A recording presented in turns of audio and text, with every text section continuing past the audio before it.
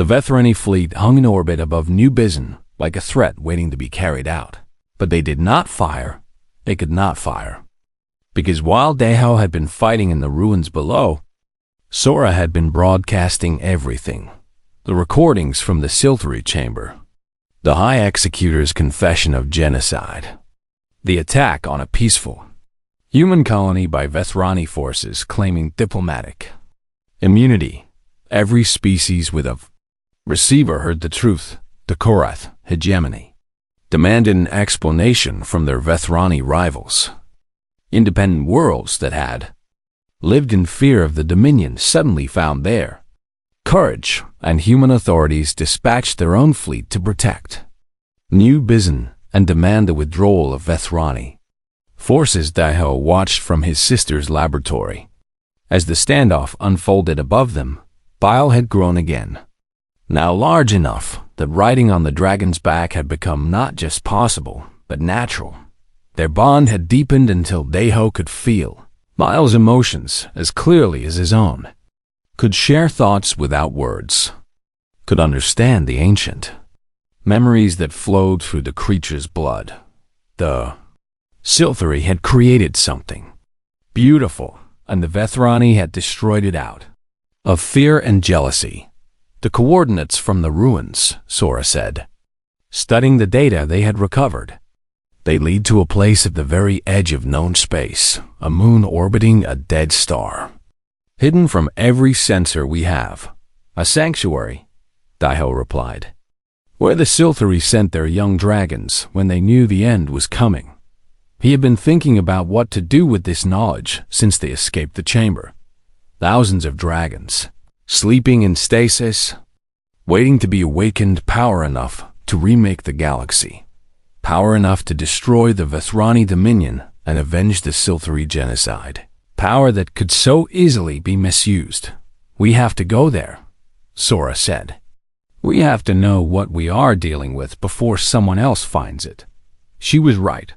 The coordinates would not stay secret forever. Someone would track them down.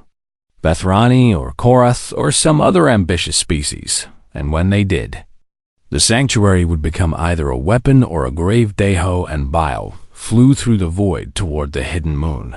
The journey took days even at faster than light speeds, passing through regions of space that no human ship had ever visited, following paths that the Silthery had mapped 3,000 years ago. The sanctuary was exactly where the coordinates promised, a structure carved into the heart of a moon, hidden from sensors by technology that still worked after millennia of waiting inside. They found row after row of crystal pods, each one containing a sleeping dragon, each one still pulsing with the faint light of life support. Systems that had never failed. Thousands of dragons, thousands of potential partners for thousands of individuals who might bond with. Then Bile walked among the pods, touching each one gently, communicating with its sleeping kin in ways that Deho could feel but not quite understand. The dragons remembered. They remembered the Silthery who had created them. They remembered the war that had destroyed everything. They remembered the hope that had sent them here, the belief that someday someone would come who could be trusted with what they represented. Deho faced a choice. He could wake them. He could bond them with humans, with Korath, with any species willing to stand against the Vethrani. He could raise an army of dragons that would sweep across the galaxy and remake it according to his vision. The thought was tempting after everything the Vethrani had done. They deserved to face the consequences of their ancient crime. But Deho remembered his grandmother's stories. The tales of dragons who were wise rather than merely powerful, who chose their companions based on character rather than ambition. The Silthery had been destroyed because they trusted too easily.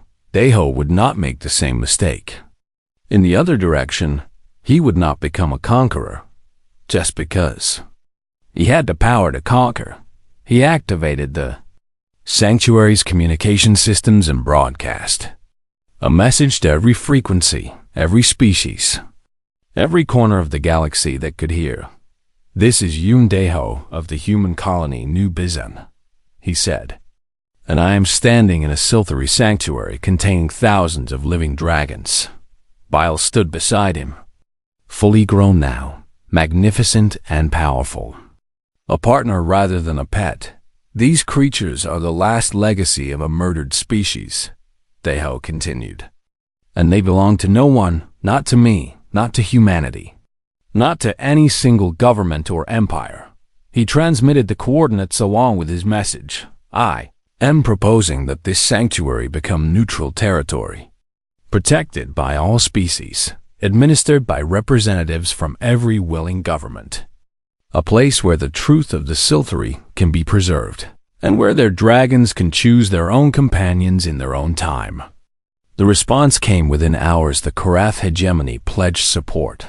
Independent worlds sent messages of agreement, even some Vethrani colonies, already in revolt against the Dominion, joined the growing coalition. The High Executor Vethanol broadcast a furious rejection, promising that the Dominion would never allow such a sanctuary to exist.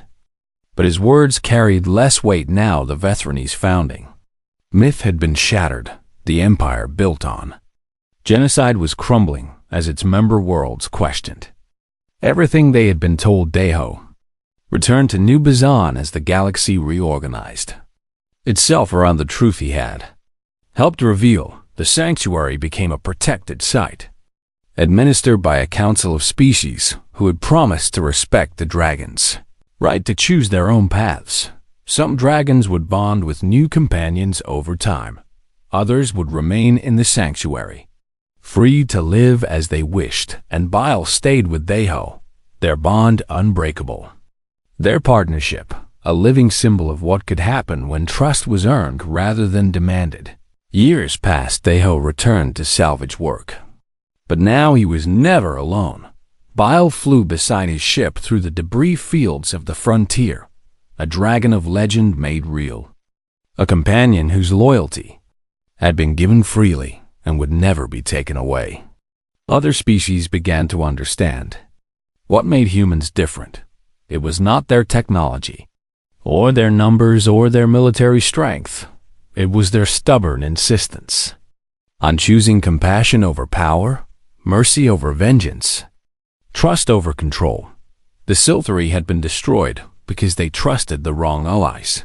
Humanity had been given the same choice and had chosen differently, and in the end, that choice had mattered more than all the dragons in the galaxy. Deho looked at the stars through his viewport as Bile curled beside him, warm and content. "We did it," he said softly. "We kept the promise." The dragon opened its golden eyes and shared an emotion through their bond. Gratitude, pride, love, and somewhere in the sanctuary at the edge of space, thousands of dragons slept peacefully, no longer waiting for rescue. They had already been saved by a human who found a baby dragon in alien wreckage and chose to protect it when survival was uncertain. That was the story the galaxy would tell. That was the legacy that would endure, and that was enough. The search teams moved through the forest with the efficiency of hunters who had tracked prey across 100 worlds. Deho watched them from the shadows of the cave entrance, counting their numbers and measuring their weapons and calculating his chances of escape. The odds were not good. Bile pressed against him, scales warming with barely contained energy, ready to fight if fighting became necessary. But Deho knew that revealing the dragon's abilities now would only bring more enemies, more ships, more destruction to the colony that had given him shelter. He needed another way. The cave system extended deeper than Sora's maps had shown, tunnels branching and connecting in patterns that spoke of something more than natural formation. Deho followed them downward, trusting Bile's senses to guide him through the darkness. What he found at the bottom made him stop and stare in wonder. A chamber opened before him, vast and circular, its walls covered in the same shifting symbols he had seen on the wrecked Silthery ship. This was not a natural cave.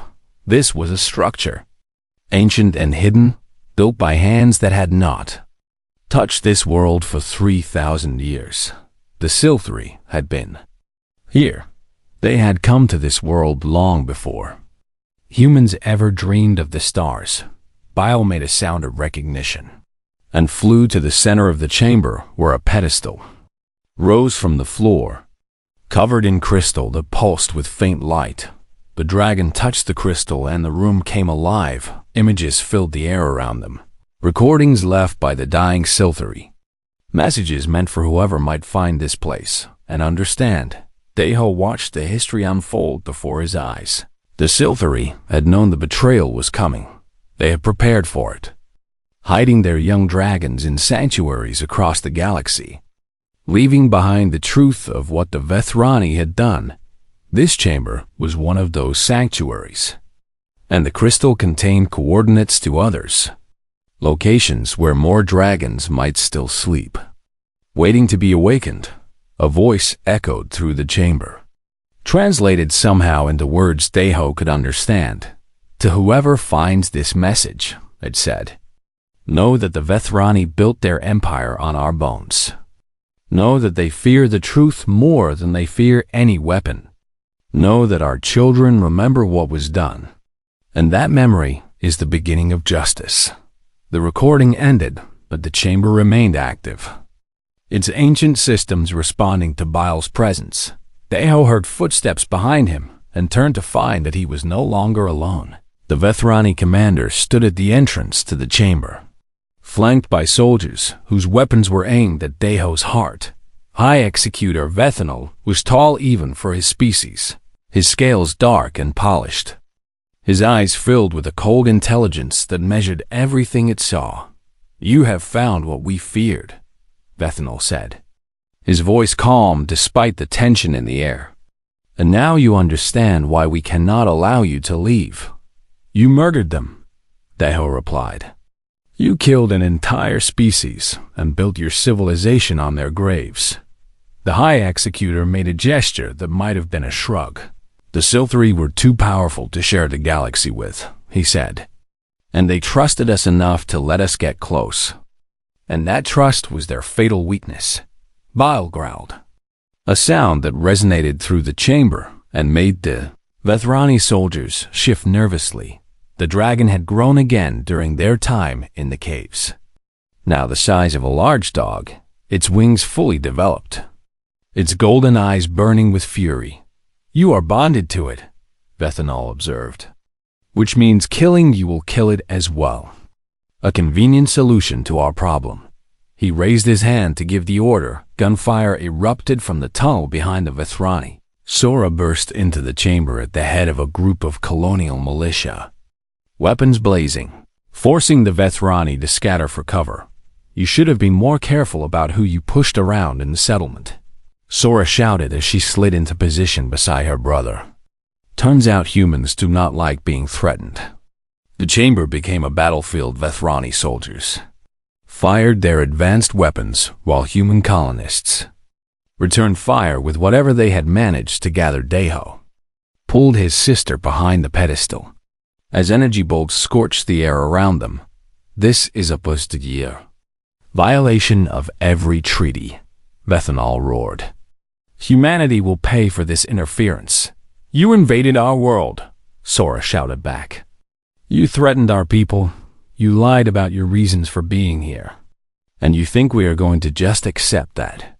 The High Executor's calm finally cracked. You understand nothing, he hissed. If those creatures are allowed to return, everything we built will be destroyed. Every world we have brought order to. Every species we have guided towards civilization. You mean every species you conquered, Daiho said. Every people you crushed under your control. He stepped out from behind the pedestal, Bile at his side, and faced the Vethrani commander directly. The galaxy will learn the truth, Daiho said, about what you did to the Sci-Fi, about what you are trying to do now, about the empire built on betrayal and genocide.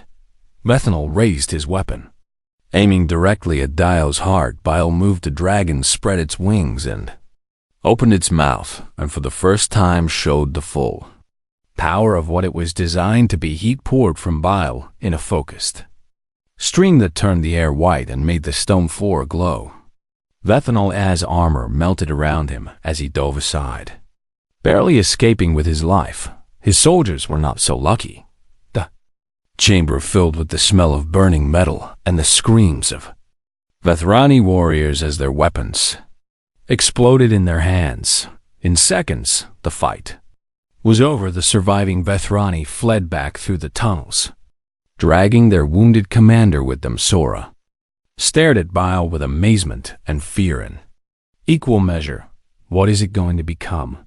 She whispered. Deho looked at the dragon that had grown from the small creature he had rescued in the wreckage. Whatever it needs to be, he said, to make things right. The crystal pedestal pulsed with light and new coordinates appeared in the air above it. A hidden Silthery sanctuary, a place where thousands of dragons slept, waiting to be awakened, waiting for someone to decide what to do with the power they represented. Bile touched its head to Deho's hand and shared an image through their bond. A choice, his choice. The future of the galaxy might rest on what he decided to do next. New B-Zone was a world of green hills and blue oceans and cities that had been built by humans who wanted to start fresh, far from the crowded worlds of the core systems. Deho had grown up here before the salvage. Life called him away, and the memories of his childhood came rushing back as his ship descended through the clouds. His sister lived in a research compound outside the main settlement, a place where scientists studied the alien life forms that had evolved on this world long before humans arrived. Sora was waiting for him when he landed. Her arms crossed and her expression caught somewhere between anger and relief. 5 years, she said as he walked down the ramp. 5 years of silence, and you show up without warning, carrying something in a box. I need your help, Deho said simply. He opened the container and Bile climbed out, stretching wings that had doubled in size since Nexus Point, and looking up at Sora with curious golden eyes. His sister's anger melted into wonder and then into the focused intensity that Deho remembered from their childhood when she had found a new puzzle to solve. Bring it inside, she said. Bring it inside now. Her laboratory was filled with specimens and samples, and equipment that Deho did not understand, but Sora moved through it with the confidence of someone who had spent her life studying the impossible. She scanned Bile with devices that hummed and clicked and projected images in the air above them. This is not possible, she whispered as the results appeared. Everyone keeps telling me that, Deho replied.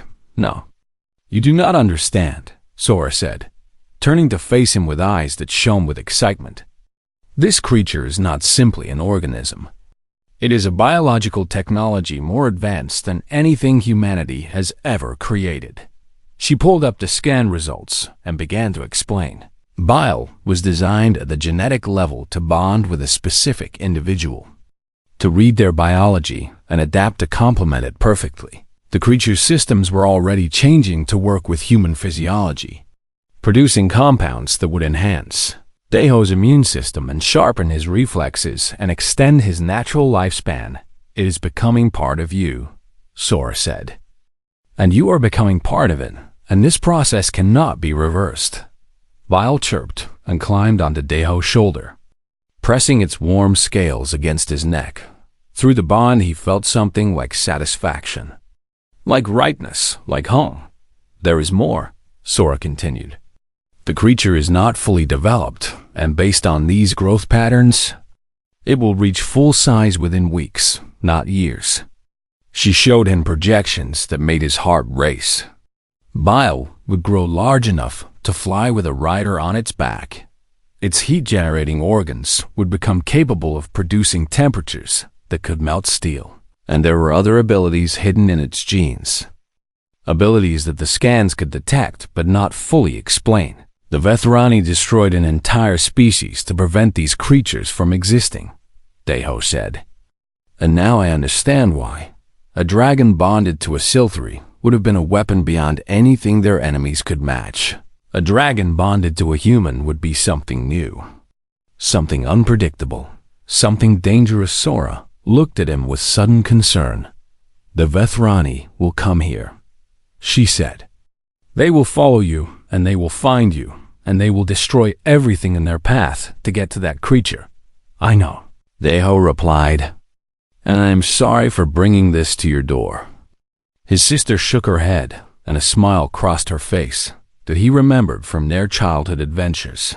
"I left the academic establishment because they wanted me to study only safe and boring things," she said. "And now you bring me the most incredible discovery in human history. And you think I am going to be angry about that?" Bile suddenly went rigid on Deho's shoulder, and a wave of alarm passed through their bond, the creature's eyes fixed on something outside the laboratory windows, and its scales began to glow with heat. "They are here," Deho said. Ships descended from the sky, bearing Vethrani markings, and a voice boomed from speakers throughout the settlement demanding cooperation with a diplomatic inspection. "They cannot just invade a human colony," Sora protested. "They are claiming to search for dangerous stolen technology," Deho replied, watching the ships land near the settlement center. "And technically, they are not wrong. He had to leave. He had to draw them away from his sister and away from the innocent people of New Byzant. There is a network of caves in the hills to the north," Sora said quickly. "Old lava tubes that the original colonists explored but never developed. You can hide there while I deal with these invaders." She gave him coordinates and supplies and a communicator that would let them stay in contact. "Buy me time," Deho said as he gathered bile and prepared to run. "I will give you everything I can," Sora promised. "Now go." The hills were steep, and the forest was thick, but Bile guided him through paths that seemed to appear exactly when he needed them. The creature's senses were far sharper than his own, and it communicated danger and safety through their bond in ways that felt as natural as his own thoughts. They reached the caves as darkness fell, and Deho found a chamber deep enough to hide. Their heat signature from orbital scans, Bile curled around him as he tried to rest. Its warmth keeping away the cold of the stone. Its presence keeping away the fear that threatened to overwhelm him. He dreamed of fire and scales in a world that burned, but the dream was not his own. It was Bile's. Through their bond, the creature was sharing its memory, passed down through genes from generation to generation. He saw the Silthri in their glory, tall and beautiful and wise, living in harmony with their dragon companions across 1,000 worlds. He saw the Vethrani come to them as friends, as allies, as students seeking to learn. He saw the betrayal, weapons turned against those who had trusted, dragons falling from the sky in flames, the Silthri dying not in battle but in massacre, and he saw the last desperate act of a dying species. The eggs and young dragons hidden away, sent to places where they might survive, where they might one day find new companions who would remember the truth. Deho woke with tears on his face, and Bile watching him with ancient eyes. "I understand now," he whispered. "I understand what you are and what you need." The creature was not just looking for a companion. It was looking for justice, and somehow, in all the vastness of the galaxy, it had found a human stubborn enough to help it seek that justice. The communicator crackled with Sora's voice, urgent and afraid. "They know you are in the hills," she said. "They are sending search teams, and Deho. They are not being gentle with the colonists who refuse to help them." He had to move. He had to find a way to end this before more innocent people suffered. But first, he had to survive the night. Bile spread its wings, and for the first time, Deho saw them fully extended, catching the faint light that filtered into the cave and turning it into rainbow fire. The creature was ready, and so was he. 3 days of running brought Deho to Nexus Point, a station built into the hollow core of an asteroid where laws were suggestions, and credits spoke louder than governments, he docked his ship in a private bay that cost him half of his remaining funds and carried Bile through the crowded corridors in a sealed container that he told curious eyes held rare minerals from his salvage work. The creature had grown since he found it, not by much, but enough that he noticed when he held it close. Enough that the wings seemed stronger, and the scales seemed brighter, and the golden eyes seemed to hold more understanding than any animal should possess. Bile could regulate its body temperature in ways that defied everything Deho knew about biology. When he was cold, the creature became warm against his skin when danger came close. Its scales grew hot enough to burn through fabric. It was not just an animal, it was something more. Something designed, something ancient Deho needed answers, and there was only one person on Nexus Point who might have them. Merchant Factor Krish occupied a shop in the lower levels where the lighting was dim, and the customers were dangerous. The Korath was old for his species, his forearms scarred from decades of deals gone wrong, his compound eyes still sharp despite his age. He owed Deho 3 favors for salvage information that had made him very rich, and today Deho intended to collect. "You bring me something interesting?" Krish said when Deho opened the container and revealed Bile to the information broker. The Koraths. Many limbs went still, and his eyes fixed on the creature with an intensity that spoke of recognition. "You know what it is," Deho said. "I know what it looks like," Krish replied carefully. "But what it looks like should not exist anymore." He led Deho to a private room where scanning devices hummed and ancient databases flickered on screens that covered every wall. "The Silthery," Krish said as he pulled up images that made Deho's breath catch in his throat. The tall, scaled aliens from the wrecked ship appeared on the screens, alive and magnificent in recordings that were clearly thousands of years old. "They ruled a quarter of the galaxy before my species had developed language," Krish continued. "And they created companion creatures that bonded with them in ways we still do not understand." He pointed at Bile, who watched the screens with those ancient golden eyes. "Your little friend is a Silthery dragon, the last of a kind that was supposed to have been wiped out when the Silthery fell. Who destroyed them?" Deho asked. Krish's compound eyes shifted away, and his limbs moved in patterns that Deho had learned to recognize as discomfort. "A coalition of younger species who feared the Silthery power," he said, "led by the Vethrani Dominion." Everything made sense now. The warships searching the wreckage, the desperation in their hunt. The Vethrani had killed the Silthery, and now they needed to make sure nothing remained to challenge the empire they had built on that genocide. "The Vethrani will never stop hunting you," Krish warned, "because the existence of that creature proves that their victory was not complete, and the Vethrani cannot allow their history to be questioned." Bile climbed out of the container and moved toward the screens where the images of its ancestors still played. It made a sound that was almost like mourning. Deho felt something through his connection to the creature. Something like memory, something like loss, something too vast for him to fully understand. "There is more," Krish said, "but this information will cost you the remaining 2 favors you are owed." Deho nodded. "The Silthery dragons were not pets or servants," the Korath explained.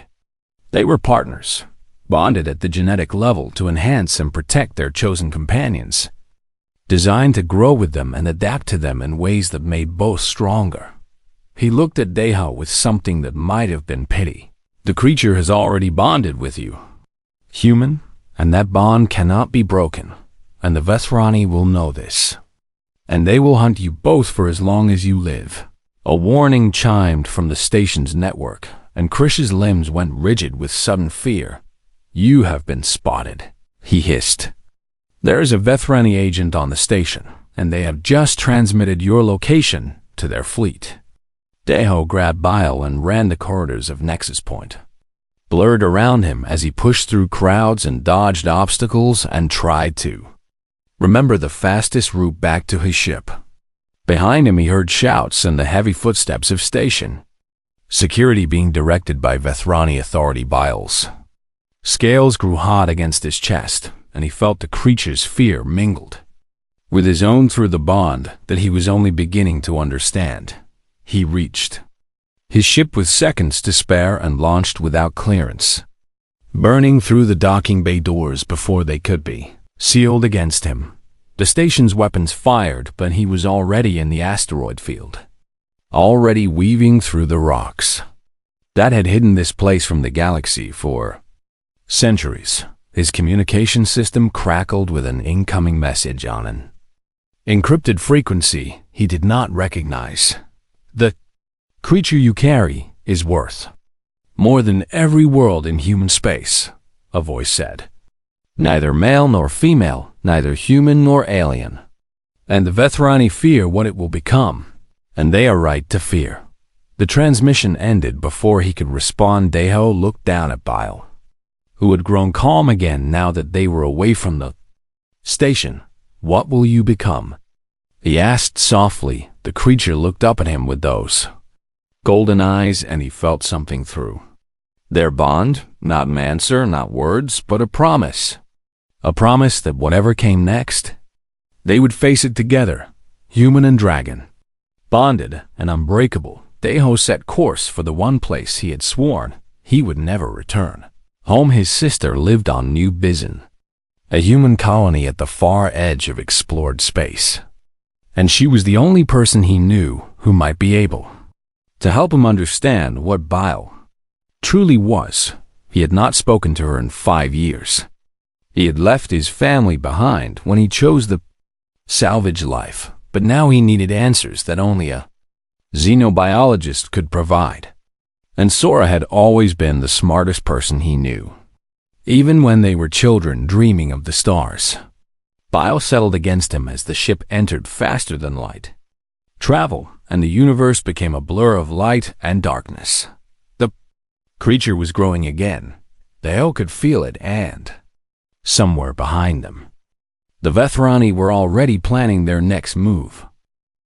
The moon called Kepler 7b was a dead place where nothing grew and nothing lived except for the humans who came to pick through the bones of alien wars. Deho had worked this frontier for 7 years, and he had learned that the best salvage came from the freshest wrecks, the ones still warm from battle, the ones where the bodies had not yet frozen in the cold vacuum of space.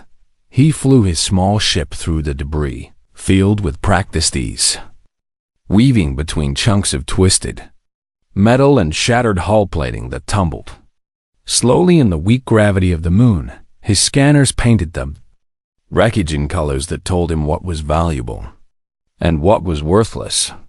And today they showed him something he had never seen before. A ship sat in the center of a crater, its hull intact enough to hold atmosphere, its design unlike anything in his database of known vessels. The symbols on its surface seemed to move when he looked at them directly, shifting and changing in ways that made his eyes hurt if he stared too long. Deho landed his ship 50 meters away and suited up for the walk across the barren surface.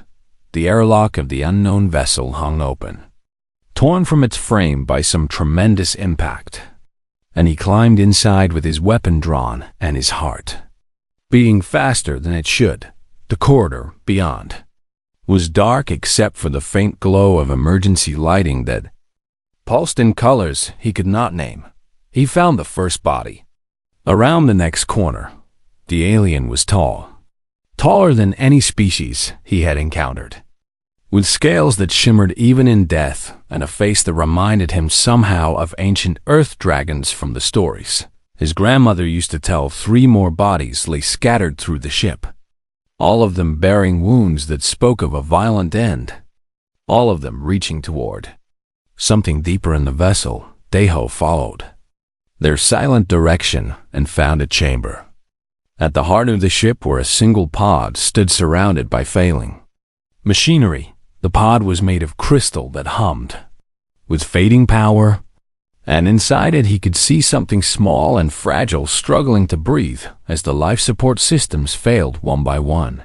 It was a creature no bigger than his forearm, covered in scales that caught the dying light and threw it back in fragments of color. Tiny wings pressed against its body and a long tail curled around itself as if seeking comfort in the cold. Its eyes opened as he approached, golden and ancient and afraid, and they fixed on his face with an intensity that made him feel like he was being read down to his soul. The pod cracked, and the crystal began to fail, and Deho made a choice without thinking about the consequences. He pulled the creature free just as the pod collapsed into darkness. It was warm in his hands, warmer than it should be, and it pressed itself against his chest as if it had known him all its life. The ship groaned around them, and Deho ran back through the corridors with the creature clutched tight, past the bodies of the tall, scaled aliens, through the broken airlock, across the dead surface of the moon. He sealed his ship behind him and watched through the viewport as the unknown vessel finally surrendered to its wounds and collapsed into itself. The creature made a sound, something between a purr and a cry, and Deho looked down at the small form in his hands. His ship's computer scanned it and returned nothing. No match in any database, no record of this species ever existing in the known galaxy. "What are you?" he whispered. And the creature looked up at him with those golden eyes, and he felt something pass between them, something that went deeper than words. He did not know what he had found in the Wreckage. He did not know that this small creature was the last of a kind that had been hunted to extinction 3,000 years ago. He did not know that empires would fall and rise again because of what he held in his hands. All he knew was that this tiny being needed him, and he would not let it die. Deho set course for the nearest station and tried to figure out what to feed a creature that should not exist. It ate the dried meat from his emergency rations and drank water from his cupped palm and fell asleep against his chest while he flew through the darkness between stars. He called it bile because his grandmother had told him that the most precious things came from the stars. And this creature had certainly come from somewhere beyond his understanding. The ship's sensors beeped a warning that pulled him from his thoughts. 3 vessels had just dropped out of faster than light travel at the edge of the system, and they were broadcasting military codes that made his blood run cold. Vethrani warships, the feared enforcers of the Dominion, the species that had conquered 100 worlds and crushed anyone who stood against them. They were not here for salvage. They were not here for patrol. Their course was aimed directly at the wreckage he had just left. And as Deho watched, they began to spread out in a search pattern that would soon cover the entire area. He looked down at Bile sleeping peacefully against him, and he understood with sudden clarity that this creature was what they were looking for. The Vethrani did not send 3 warships to investigate a random crash. They sent 3 warships when they wanted to make absolutely certain that nothing survived. Deho killed his engines and let his ship drift into the shadow of a nearby asteroid. Hiding his heat signature among the ancient rock, he watched the Vethrani ships converge on the wreckage, and he watched them tear it apart with surgical precision, searching every fragment for something they clearly needed to find. They would scan the area next. They would find his trail. They would come for him, and for the small creature that had already wrapped itself around his heart. Deho had survived 7 years on the frontier by knowing when to run and when to hide. This time he would have to do both. He plotted a course through the asteroid field, using the tumbling rocks as cover, timing his movements to the gaps in the Vethrani sensor sweeps. It would take hours to escape this way, Hours of careful navigation while killers hunted him. But he had no other choice. Bile stirred against his chest and opened those golden eyes and looked up at him with complete trust. "I will keep you safe," Deho said. And he meant it more than he had ever meant anything in his life. He did not know why, he did not know how, he only knew that this creature had chosen him in that dying ship, and he would not betray that choice. The first Vethrani ship passed close enough for him to see its weapons ports, and he held his breath until it moved on. Bile did not make a sound. It was almost as if the creature understood the danger, as if it knew that silence meant survival. They drifted through the darkness together. Human and dragon, hunted and hunter, and Deho promised himself that whatever came next, he would face it with this small being by his side. The stars watched them flee, and the Vethrani continued their search. And somewhere in the vast emptiness of space, a message was already traveling to those who needed to know that the last dragon had been found.